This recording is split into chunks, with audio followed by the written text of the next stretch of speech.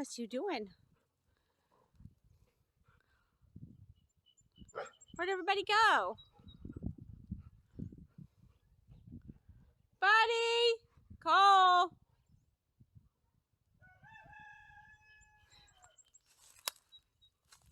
Buddy! Go get him, David. There he is, Cole! There you are. Hi, baby. And there's Cole. Go get the stick. Go get the stick. Now you already done wore yourself out? Oh, you got a big stick. Your sister's gonna be jealous, you know that?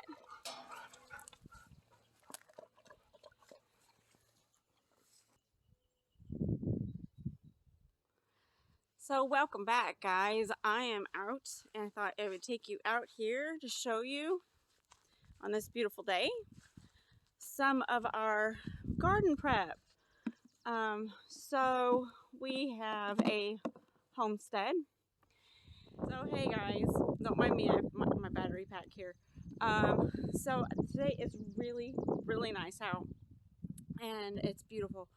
I thought I would bring you out here to the garden. I forgot my sunglasses, so forgive my squinty eyes. We have our garden already started with planting some seeds and getting some seedlings started. So I wanted to bring you out to show you what that looked like and what we have done to start. If you can see behind me here, I think, so we have our garden tilled. We did that about a week ago, and we don't really need to do any fertilizer here like at the other house. We had a lot more sand at that place, so we had cultivated our garden spot with fertilizer 2 to 3 times a year and compost to raise the pH and the nitrogen levels and that things that the vegetables we're going to need to grow. So let me turn you around and see if I can't show you some of this and what we've got going. And then you can come with me this year while we garden and see how this flourishes into a beautiful garden. Okay, so you can see there, we have 2 fences here, and these are for our peas. We do, when they grow, we weave them up through and give them some help, and then they have these little trundles that come out and they climb and hold on to the fencing. So we actually have 2 rows per fence of peas because they'll grow up both sides. And then we have the rest of this tilled here, and I'll take you back because we have a strawberry bed back there that's already started. And here we have 2.5 or 3 rows. I think we need to go get some more potato seeds because I don't think we had enough to make the 3 full rows that we normally do. And so those are already started up here. And what you do is we just got the little seedling potatoes from this hardware store and cut them. You want to make sure they're 1/2 or 3/4 inch in size at least, and have at least one eye that has a decent start on it. You can do these from your own potatoes that you've had from the last year's crop. The past couple years we have not had that left over. We haven't had any saved. This year we canned everything we could get our hands on, and that we have a family of 5, so you can imagine throughout the year that is supposed to last us in fried potatoes, mashed potatoes, roasted potatoes, things like that.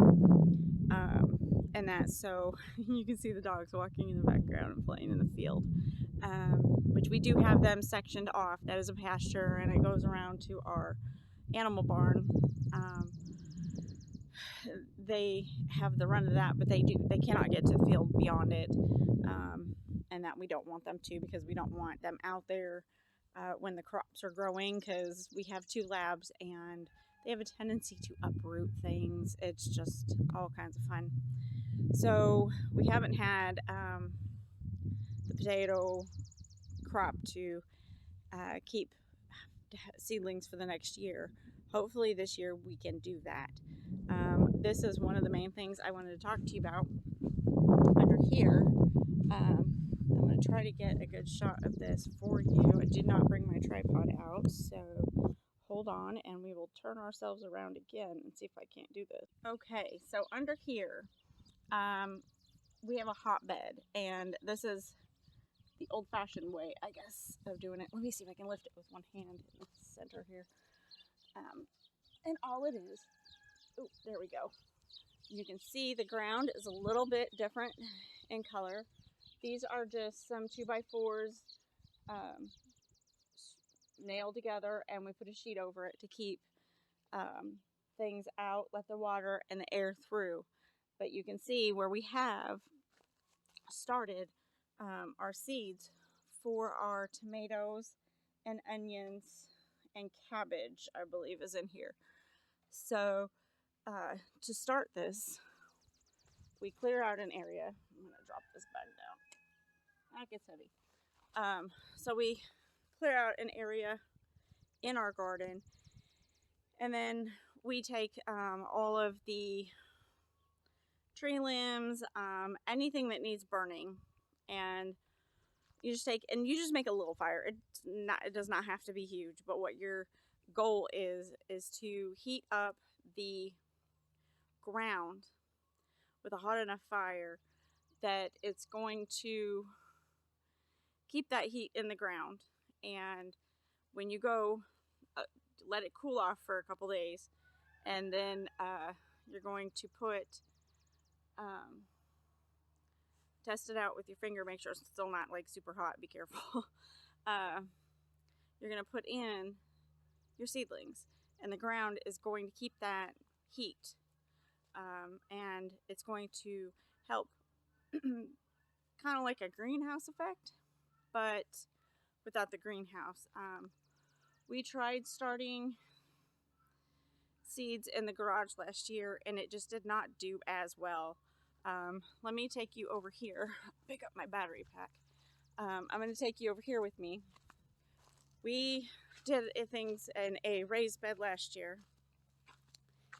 but it didn't work out as well, and we think that it was because the soil in there was not as fertile. It was very depleted of nutrition, and it just dried out so much faster. So let me see if I can show you behind me. You can see our wood pile back there. You can see the strawberry. Oops, stepping in the till. The strawberry beds. This half right here was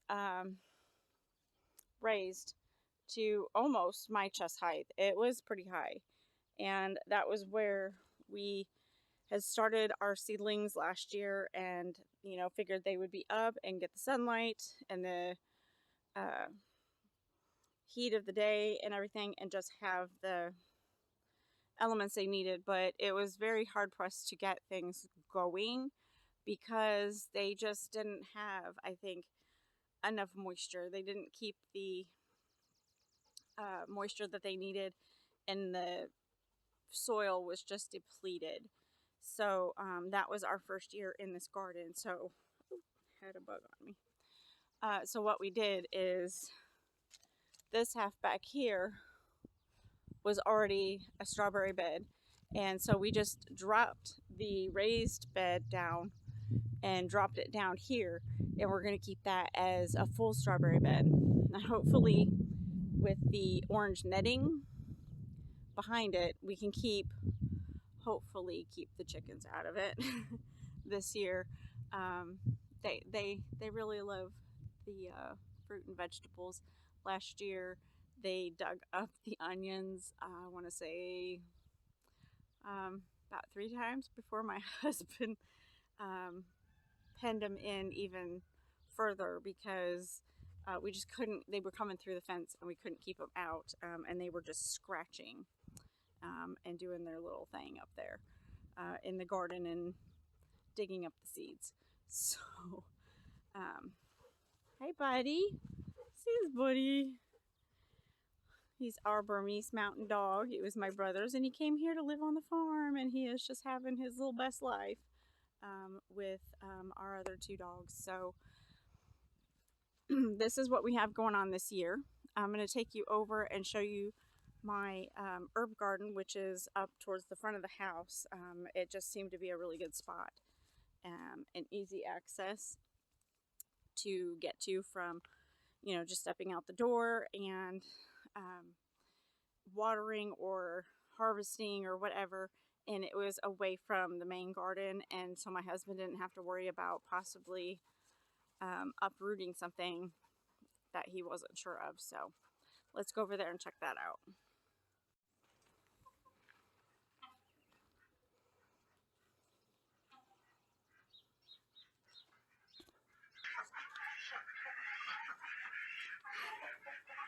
What's going on, guys? Someone's making an awful lot of noise in here, huh? They're all heading out the door now.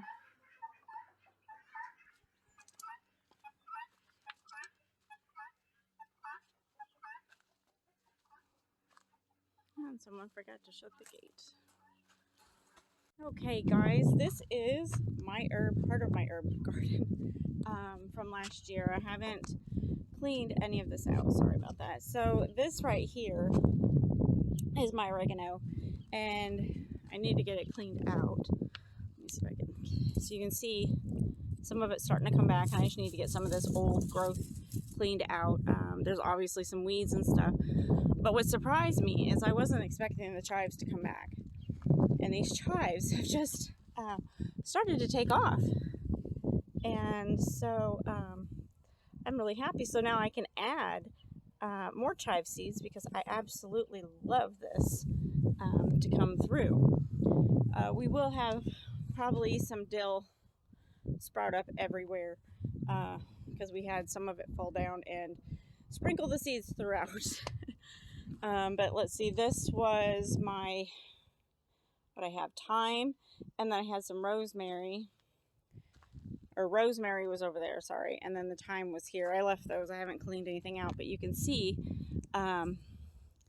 the thyme is starting to come back already, and so I am super happy about some of this already starting to green up and grow. The dill was supposed to stay around here, but it actually fell down, and it will probably have some seeding up here up front. And then we had the parsley and basil and cilantro, and you can see, let's see if I can get it in there. This right here is parsley. It's a biennial, I believe. So this is, I need to get some of the weeds out versus the parsley, but the parsley is already starting to come up, and so is some of the cilantro, and I think we let some of the cilantro go to seed. So this should be cilantro here because I kind of wanted to keep it in the corner, and I need to get this cleaned out here for my basil and get some basil in there. I have some more I think rosemary, some chives. I have basil, and I want to get some bay leaf. I've got the cilantro, I've got parsley, I've got all kinds of seeds to fill this in because it's going to take us a little bit of time to grow and get this all filled in. But this, even with just the little bit that I was able to plant and maintain last year, was really a lot more than I thought that I would get out of it. So we were really happy about that. And then across here, we had planned, I'm hoping we do not have any volunteer cilantro. That's what we had planned. My husband did. He just sprinkled some extra seeds, and I was like, no! This side is supposed to be completely like a tea garden. I'm going to have some chamomile and lavender in here. And I've got mint and spearmint down here that I obviously need to get some of this cleaned up.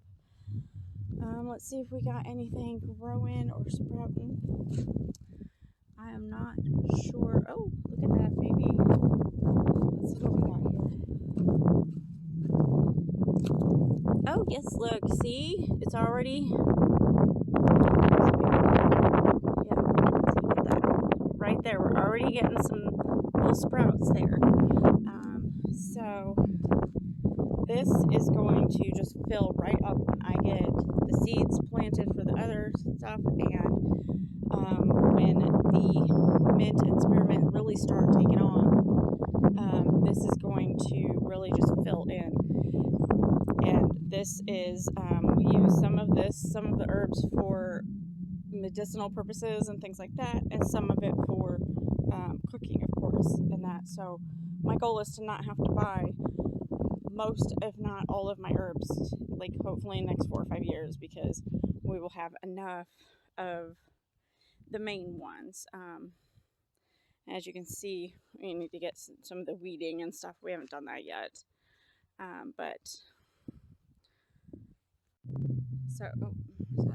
So you can see we have a lot of work, but we also have a lot of this homestead working for us, and it's going to be a process over several years to really get it to flourish to the way we want it to grow and what we want to grow. I already have some pokeweed that I need to get on and get that annihilated if I can, because we just don't want it growing here. We have taken down some of the annoying pine trees, you know, the ones with all of the, they're gross. I don't like them. They're not like the nice pine trees. They're not even like pretty Christmas trees at this point. They're just, ugh. So we took some of those down, and we have some lilacs. There you go. Lilacs that we've replaced them with. So we can still have the barrier, but it's prettier. And I think we've got a row of Rose of Sharons, and I know it's an invasive species, kind of like the lavender, but we're just going to have to keep on that and maintain it. And if it gets too out of control, we're just going to have to till it up and maybe burn it or whatever if it gets too out of control and we don't like it and it just gets to be too unmanageable. But we're hoping that doesn't happen. I'm not sure what the best. I'm not sure what we're gonna do if that just really takes off before we can keep ahead of it, because it is an invasive. They are underground little trundles that they just keep coming up and coming up and coming up and filling in and spreading. So not my favorite. I love lilacs. Rose of Sharon, I'm not sure, but my husband wanted to plant some more, so we went ahead and did that as a border. And it'll help for when they come to do the fields, so it'll kind of buffer, because these are not our fields behind us, but the people are super nice, really friendly, and they're great to work with and really nice to talk to, so we're really grateful for that. And was it last year we had 10 feet of corn surrounding us on all 4 sides before the summer was over, so we were really insulated and it was quite peaceful.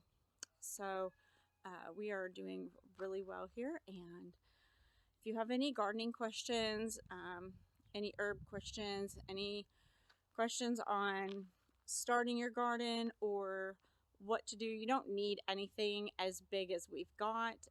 As I said, we have a family of 5, and so we try to provide most, if not, all, as much as possible for a lot of our vegetable needs through the winter and stuff. Now we do go and buy like broccoli and cauliflower and things like that because there's just no way we could grow all of it. But we want to grow as much of the things that we can to minimize what we need to get at the store every month for our family, and that way we can stock it and we don't have to, do as many trips to the grocery store, which costs gas every time you go, every time you stop and make a purchase. You end up buying more than you actually need. More times than not, people will buy more than you intended to, or what's on your list, and even the best of us, it happens. So it keeps our grocery bill down, and we can just go into our little pantry and get what we need. Most of my tomato products, we use a soup base, so that helps with that. And like spaghetti sauce and that, I can make spaghetti sauce in a pinch on the fly and not have to worry about it. I don't have to run to the store. So that really helps out. But if you have any questions, let me know. Comment down below. I'm more than happy to answer the questions. If not, I will look up the answers with many of my resources to help you out.